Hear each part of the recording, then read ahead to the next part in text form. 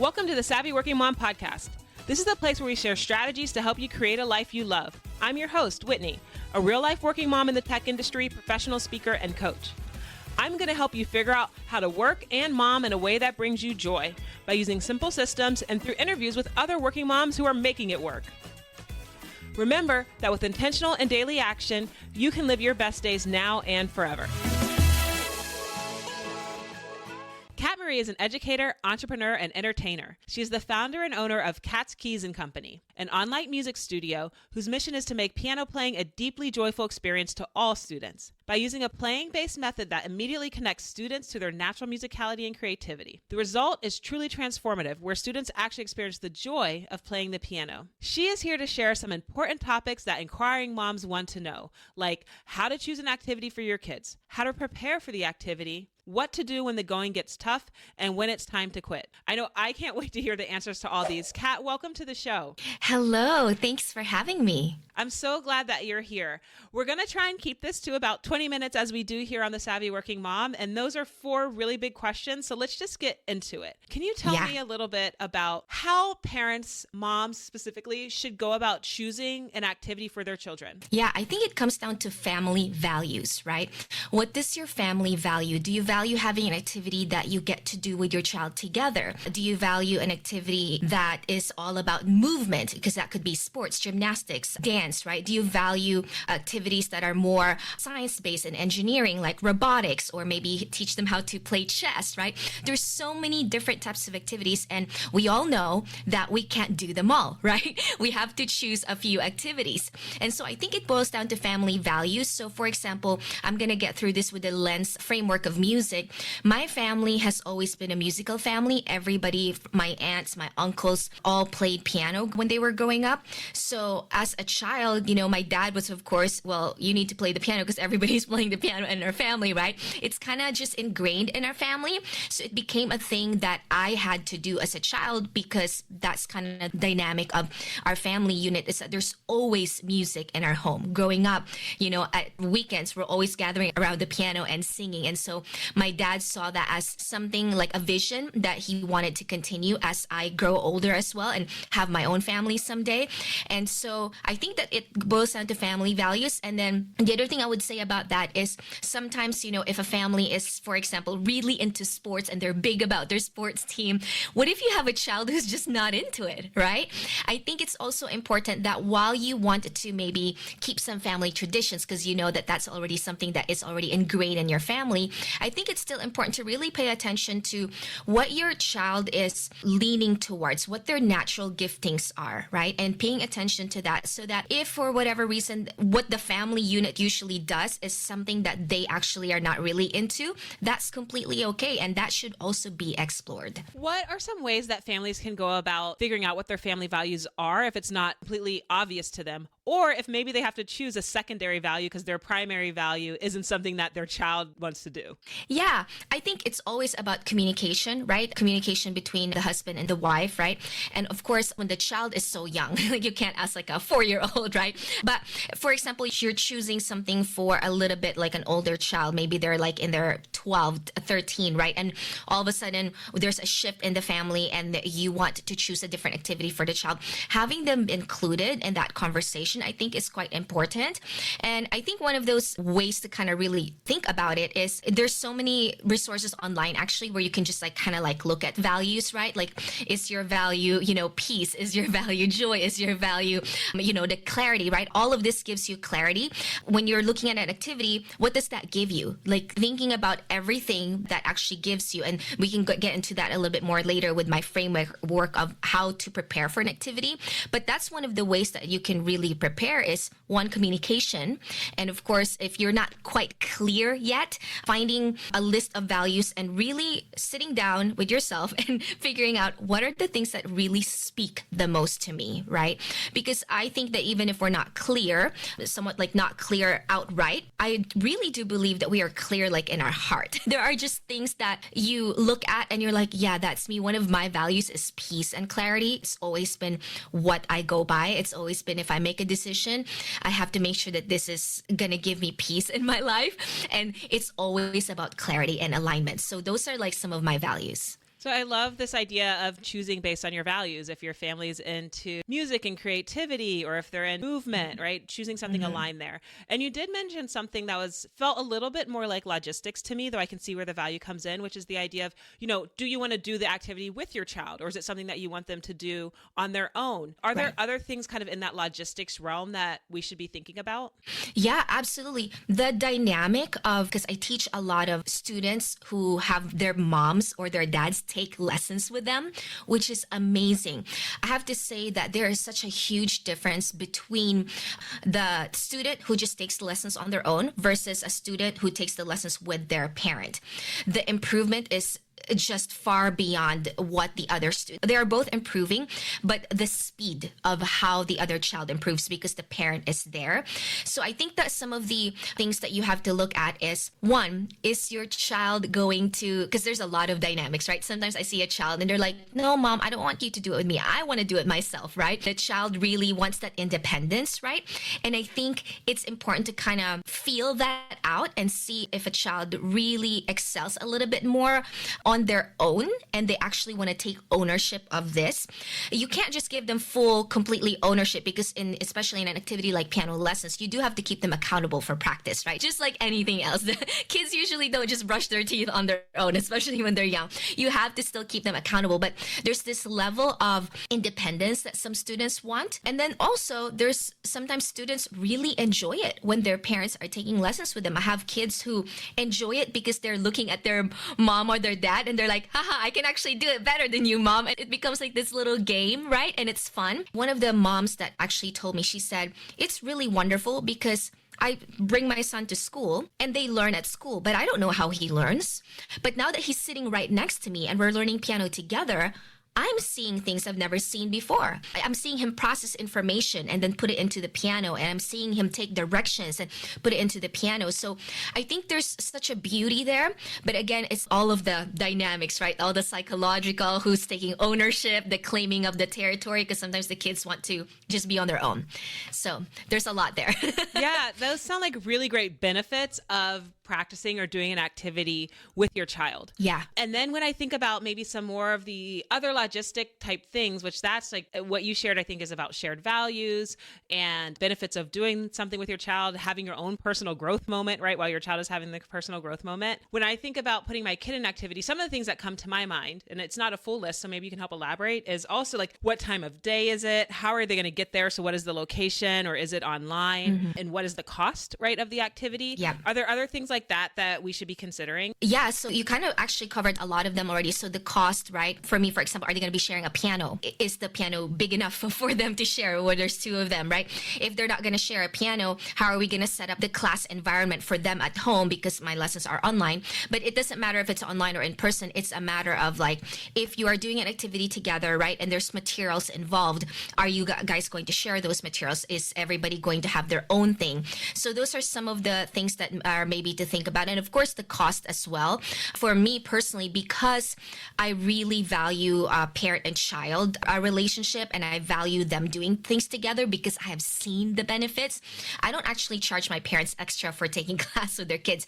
You just get charged the same amount. And if you want to take it with your child, it's the same amount. If you don't want to take it with your child, it's the same amount. Because even if you don't take it with your child, I still ask you as a parent to keep them accountable, right? You still have to know the lessons. You still have to know the homework, and you still have to help them. So you still have to do the work. I love that. Yeah. That's a pretty awesome offering that you have there to let the parents learn too. Yeah. So let's say we've chosen this activity, and let's say it's piano, because in my family, this is one that I think will eventually come along. We really value music. My husband's a drummer. Yeah. We value creativity, and we also value structure, which I feel like you kind of get out of music. The question is, now I've chosen my activity, how do we prepare for that activity? I have a framework for this. It actually is named PARENT.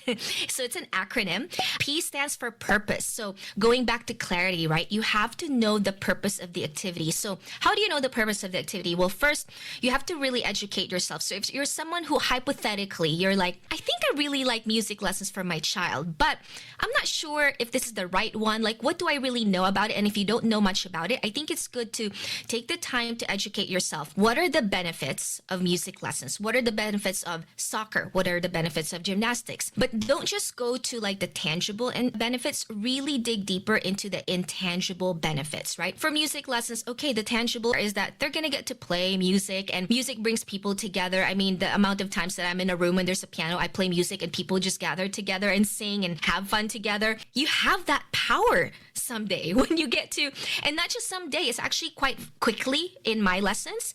My students learn accompaniment, so they learn how to play and sing right away from their very first like 4 months of lessons. And so I already have parents who are telling me, oh yeah, they played for Christmas. They played a bunch of Christmas carols and the family just sang along with them. It's incredible, right? So that's like tangible. But what are the intangible benefits of music lessons or soccer or gymnastics, right? It's very important that you have to be clear about the purpose, and maybe again, going back to family values, tie it to something deeper. Like, why is this important for you? Is this part of your family tradition, your family legacy? Because the deeper the purpose is, the more likely you will be to stick with an activity. So that's for P.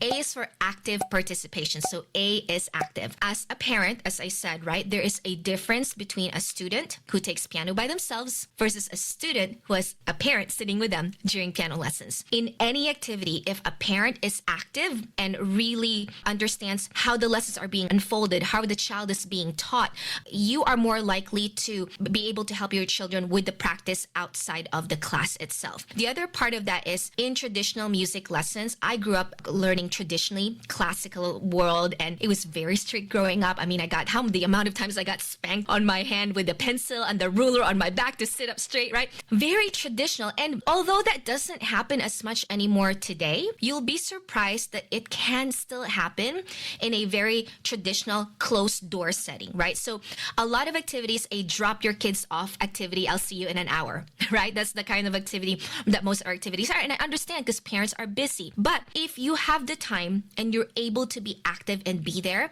you know what's being taught. If you don't agree with it, you can speak up right away as a parent. You know if your child is getting spanked by the ruler. My parents didn't know. I was over there suffering and crying and always scared to go to piano lessons growing up, you know?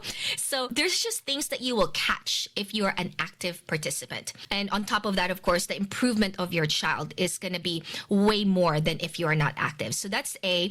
R is requirements. You have to know what is required, right? So from the framework, from the lens music lessons, what's the materials required? What is the practice time required? Are there shows? Are there recitals that they're required to participate in? Are there outreach activities that they're required to participate in? So that's the same thing with any other activity, right? Like with gymnastics, are there gymnastics meets, and competitions? So what are the requirements for that? And then for the other activities, costumes, what does that look like? When all of a sudden you have to buy all of these gear to be able to even go to your first set of lessons, right? E is for expectations. So as a parent, and this is kind of like one of my stories with my dad that I had shared before with you, Whitney, and our time together before this recording, is that my dad took piano as a kid and then he quit. And then he was like, oh, this is too hard, I'm going to quit. So then he took guitar and then he's like, this is too hard, I'm going to quit. And then he took drums and then it's too hard, I'm going to quit, right? So he obviously really wanted to learn music, but he just kept starting and quitting and starting and quitting. And I'm going to come back to that story a little bit more even later. But to that, he had such a massive expectation on me as a pianist growing up that I am going to be this amazing classical concert pianist, right? And what I would say about that is, for every parent out there, I know that a lot of parents have taken piano lessons before and they regret quitting and they wish they had, continued and that they're able to play. But don't push your unfulfilled dreams to your child, right? It's just not going to work, because you really have to understand, like, what is your expectation? If you want your child to, like, from day one, they're going to take piano, they're going to be in gymnastics because they're going to be an Olympian someday, you're already setting yourself up for failure, because that's too much of a heavy burden for a child to carry who we don't even know yet what their capacity is and their ability in this particular activity. We don't know that yet. So don't put all of that heavy expectation. Instead, go to the expectation of joy. For me, I always emphasize this with my parents. If they play, just for the pure joy, we have succeeded. If they come to the piano because they enjoy it and they make music because they enjoy it, we have succeeded. And that's my only expectation, is for them to somehow fall in love and enjoy playing the piano, right? So E is for expectation. N is for navigate. So this is navigating what I call the long-term relationship graph. So picture a stock market graph, right? It goes up, it goes down, it has a plateau. So we call this the peaks, plateaus, and valleys. So navigating long-term relationships helps you understand later on, which we're going to talk about, when to quit, right? Because when you're in a valley, it's actually quite normal and it's temporary, right? We are not going to stay in a valley forever, just like we're not going to stay on a high forever. I always tell my students, your first year of piano lessons, I promise you, you're going to be in a honeymoon phase. It's going to be amazing. Like, first 6 months to a year, you're going to have so much fun. And then after that, we start adding more challenging lessons. And then all of a sudden you feel like, uh-oh, this is going into the valley now. And this is getting harder. And there's challenges and I can't push past it. And there must be something wrong with me because all of a sudden I don't know this. There's actually nothing wrong with the child. Absolutely nothing. Just because the child doesn't understand this particular part of the activity, of the lesson, there's nothing wrong with them. It's actually quite temporary to go through the ups and downs. And so it's important for the parent to understand, are you going to be able to navigate your child through the peaks, plateaus, and valleys as they're learning this particular activity, right? And T stands for time. What is the long-term commitment, right? Is this an activity that you're just kind of dipping your toes in a little bit? You're not fully in yet, right? Because I'm going to tell you right now, if that is the case, it's kind of like setting yourself up for failure. It's okay to try a few as long as you understand, okay, this season, we're trying a few, right? Let's take right now a whole year to just try a few activities and see what is it that we really love. And then after that, you have to commit. Because again, if you don't commit, right? I talked about with my dad quitting and starting. It does something subconsciously to a brain of a child when they never finish anything. And later on, it actually translates to their adult life. They're always going to start something and quit something because it's something that they've done as a kid, right? It's easy. Like, okay, I'll start this. Easy to start, right? But not easy to follow through all the way to the end. So as a parent, you have to know how long, time-wise, is this actually going to take. For piano lessons, I say minimum commitment is 1 year. But if you want your child to really have music as a lifelong companion, to be able to play it for the rest of their life, it takes about 10 years. That's just the way it is. Yeah, you know what I mean? It's quite long because our program, and not just my program, a lot of other studios' program, is like foundation 1 through 9. And then the developmental foundation levels are like 10 through 14. So there's levels and they will learn all the skills they need to be able to play. But it does take time. I love that. So the parent method, can you remind me quickly what each letter stands for? P is for purpose. You got to know the purpose. A is for active. Are you going to be an active participant in your child's activity? R is for requirements. You have to know the requirements from the very beginning so that you are not surprised. E is for expectations. What are your expectations out of your child regarding this activity? And are you going to be able to navigate the ups and downs of learning this activity, the peaks, plateaus, and valleys? And T is time. You have to understand how much time this will actually take to learn. Awesome. That is great. So let's talk a little bit about when you're in those valleys. What do you do when the going gets tough? Yeah, absolutely. I think when the going gets tough, I always remind my parents about clarity. In our lessons, and this is an ongoing conversation that I have with my parents. I guide them through this year after year because it has to be at the forefront of our mind, because it is easy to kind of fall to the wayside and start kind of slacking a little bit, and then all of a sudden you're going to quit, and it's easy to quit when we're already kind of slacking a little bit, right? So I always go back to clarity. I think of it as an iceberg, right? So if the top of the iceberg is, wow, my child is going to be able to play piano beautifully and with joy and with love later on as an adult, and even now and into their adulthood. And then at the bottom are all of the things actually that it takes for them to have that, right? So at the top is the vision of what you want for your child, but also not just the vision, but remember the benefits. You go back to the purpose. What are the benefits of this particular activity? What is it going to do tangibly for them right now and intangibly for their brain health, music is one of those things that really harnesses your creativity. It develops a child's creativity like none other. There's so many research out there that I've already read and gone through that it actually does so much more for our cognitive and non-cognitive development more than any other activity. So if you know that, that's at the top of the iceberg. And then the layers underneath that are perseverance, showing up every day, right? Being consistent, being committed, right? So it's important that when you go through the tough times, you look at that, your clarity sheet, and be like, okay, this is the vision that I have, and this is where I'm at right now. I'm at the lowest low right now. I don't feel like I want to persevere, right? And then you got to remind yourself, oh, remember that feeling is temporary. It's completely temporary. I mean, if my parents let me quit, because I actually really wanted to quit so many times. I hated piano for a long time as a kid, and I wanted to quit so many times, but they never let me. I just was not allowed. So I had no choice, right? But I am so glad that they didn't, because now I am reaping the benefits of it, like so much. That's kind of, how to kind of navigate that. Understanding it's temporary. The feeling of the low point is completely temporary. So working that through with your kids and talking to them about, I know that you are not enjoying this right now, but it's temporary. And 2 weeks from now, you're likely not going to feel the same. So we just got to kind of persevere. Yeah. We need to go ahead and align that you really want to play the piano. We want you to play the piano. We're supporting you in this activity. And we just got to keep moving, because eventually this feeling that you're having, that we're having, will pass. Yeah, absolutely. Yeah. And same thing. It's a process that we take them where we say, by the way, if you're feeling this way, there's nothing wrong with you. Like, we have to remind them that there's nothing wrong with feeling this way. And it's not because you're any less talented than the other student in the room, because we're group lessons, right?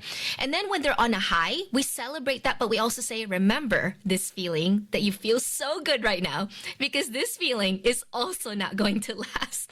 It is temporary. And for me, it's the value of teaching them long-term relationships, not just in this activity. We always tie it to life skills, right? So we're always telling them, someday when you're at the job as an adult, it's going to be like this. Someday when you have a relationship with a partner, it's going to be like this. So it's kind of telling them from the very beginning that long-term relationships, ups and downs, are a normal part of life. Definitely a great lesson to learn sooner rather than later, I think. So what happens though, then how do you decide when it's actually time to quit? Yeah, I think when it's time to quit, first you have to evaluate. Is this activity really no longer serving your family values, your purpose? Evaluate the journey of the child. Where were they when they started? And then where are they now? Did they actually really improve? And if the answer is yes, and you're happy with that, and you're saying, well, that's where I want to take them, and after this, I'm okay, that's okay to quit. Yeah.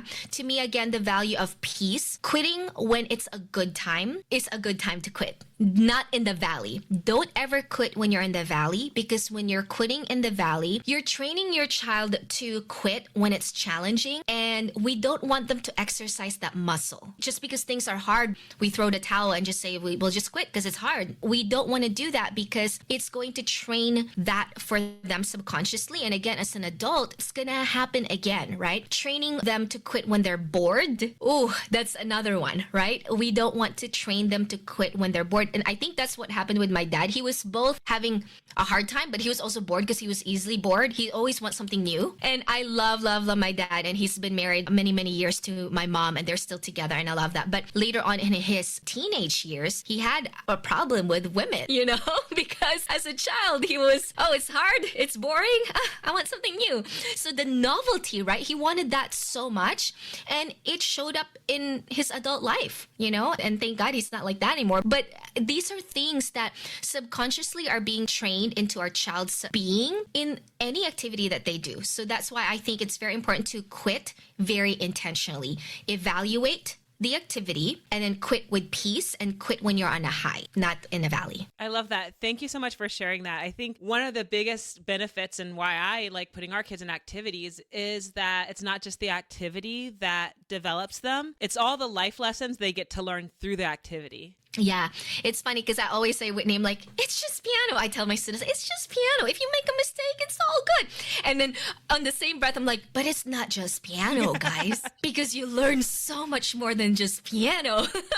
Because even that's a lesson right there, right? It's like, it's okay to make a mistake. Just go ahead and try. Like, go ahead, try. And if you fail, that's okay. It doesn't mean you're failing. It means you're learning, right? That's how you get better. Yeah. Just so many real life lessons wrapped up in the activity itself. Yeah. Before we go, I'm going to ask you one question. I think you hit on it before, but let's just call it out specifically. How do you define success for your students? Yeah, I told my students, so my goal as a teacher is music as a lifelong companion. That is my main goal. So I always tell my students, I know that I have succeeded as a teacher and that you also have succeeded as a student. Well, it's ongoing, right? If every day, not that it's always, because again, they can go into those valleys, right? But for the general trajectory of it, that they actually enjoy playing. That's it. That they enjoy it and that they come to it. And there's always this level of like dragging your feet. Even me as an adult, I love piano. And sometimes when I have to practice, I'm like, I have to learn this piece right now. You know, for something like if I have something going on, I have to learn the piece. I have to drag myself too, you know? But generally speaking, there's so much joy. And so for me, my success kind of like indication is joy. If my students are, for the most part, right, week after week, month after month, year after year, they're still in it because they actually enjoy it, then you know what? They're going to have music as a lifelong companion someday. And as an adult, they're going to be able to sit down because they're going to stick with lessons. If they're enjoying it now, they're going to stick with lessons. And if they stick with lessons, they will have all of the skills they need to be able to play for the rest of their lives. So for me, music as a lifelong companion is my main goal. And if they can have that, then I think my students have succeeded. I think that is a great definition of success, not just for your students, but in life in general, right? Is, do I experience joy the majority of the time, right? Do I experience joy where I'm spending my energy? Such a wonderful, wonderful way to end this. Before we go, can you share with everyone who's listening how they might find out more about you or your program? Yeah, absolutely. My site is Cat's Keys, K-A-T as in Tom, Z as in zebra, KEYS.com/book. So if you are wanting to go to lessons, we have a discovery session that we offer for free, and it's on that website. You can book your discovery session there. And you can also email me at info@catskeys.com to get a PDF copy of the framework that I just shared today on parent. Amazing. Thanks again for coming on the show, Kat. Thank you. That's all we've got for this episode of the Savvy Working Mom podcast. One thing that would really help both us and other potential listeners is for you to rate this show and leave a comment on iTunes, Stitcher, Spotify, or wherever you listen in. Also, make sure to link up with us at thesavvyworkingmom.com and on Instagram at thesavvyworkingmom. And please just share this podcast with any other mama who you think might enjoy or benefit from it. Until next time, remember, with intentional and daily action, you can live your best days now and forever.